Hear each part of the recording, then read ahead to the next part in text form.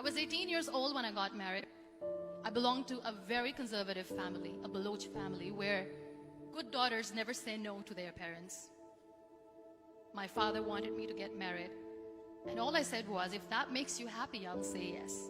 And of course, it was never a happy marriage. Just about after 2 years of getting married, about 9 years ago, I met a car accident. Somehow my husband fell asleep and the car fell in the ditch. He managed to jump out, saved himself. I'm happy for him. But I stayed inside the car and I sustained a lot of injuries. The list is a bit long. Radius ulna of my right arm were fractured. The wrist was fractured. Shoulder bone and collarbone were fractured. My whole rib cage got fractured. But that injury that changed me and my life completely was the spine injury.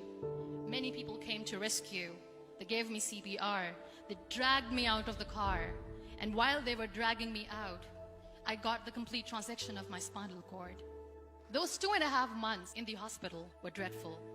I was at the verge of despair. One day, doctor came to me and he said, well, I heard that you wanted to be an artist, but you ended up being a housewife. I have a bad news for you. You won't be able to paint again. Next day, doctor came to me and said, your spine injury is so bad, you won't be able to walk again. I took a deep breath and I said, it's all right. Next day, doctor came to me and said, because of your spine injury and the fixation that you have in your back, you won't be able to give birth to a child again. That day, I was devastated. I started to question my existence. Why am I even alive? So what kept me going was, one day I asked my brothers, I know I have a deformed hand, but I'm tired of looking at these white walls in the hospital and wearing these white scrubs. Bring me some colors, bring me some small canvas. I want to paint. So the very first painting I made was on my deathbed, where I painted for the very first time. What an amazing therapy it was. Without uttering a single word, I could paint my heart out. I could share my story. People used to come and say, what lovely painting, so much color. Nobody could see the grief in it. Only I could. And that day I decided that I'm going to live life for myself. I am not going to be that perfect person for someone. I am just going to take this moment and I will make it perfect for myself. That I'm going to fight my fears. So I wrote down one by one all those fears. And I decided that I'm going to overcome these fears one at a time. You know what was my biggest fear? Divorce. But the day I decided that this is nothing but my fear, I liberated myself by setting him free. And I made myself emotionally so strong that the day I got the news that he's getting married, I sent him a text that I'm so happy for you and I wish you all the best. And he knows that I pray for him today. Number 2 was, I won't be able to be a mother again. And that was quite devastating for me. But then I realized there are so many children in the world, all they want is acceptance. So there is no point of crying, just go and adopt one. And that's what I did.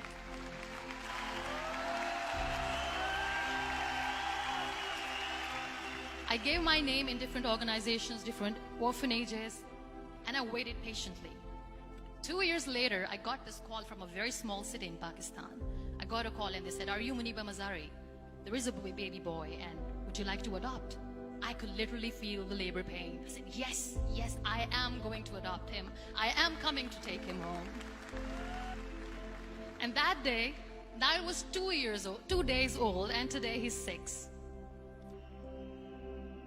You know, when you end up being on the wheelchair, what's the most painful thing? People think that they will not be accepted by the people because we, in the world of perfect people, are imperfects. So I decided to appear more in public.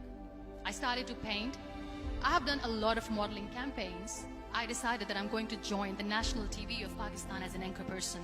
I became the National Goodwill Ambassador for UN Women Pakistan, and now I speak for the rights of women, children. I was featured in BBC 100 Women for 2015. I'm one of the Forbes 30 under 30 for 2016. So when you accept yourself the way you are, the world recognizes you. It all starts from within. We have this amazing fantasy about life. This is how things should work. This is my plan. It should go as per my plan.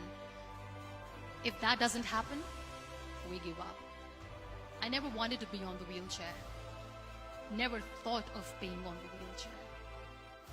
This life is a test and a trial, and tests are never supposed to be easy. So when you're expecting ease from life, and life gives you lemons, then you make the lemonade, and then do not blame life for that. It is okay to be scared. It is okay to cry. Everything is okay, but giving up should not be an option. They always say that failure is not an option. Failure should be an option, because when you fail, you get up, and then you fail, and then you get up, and that keeps you going. Embrace each and every breath that you are taking. Celebrate your life. Live it. Don't die before your death. Real happiness lies in gratitude. So be grateful, be alive, and live every moment.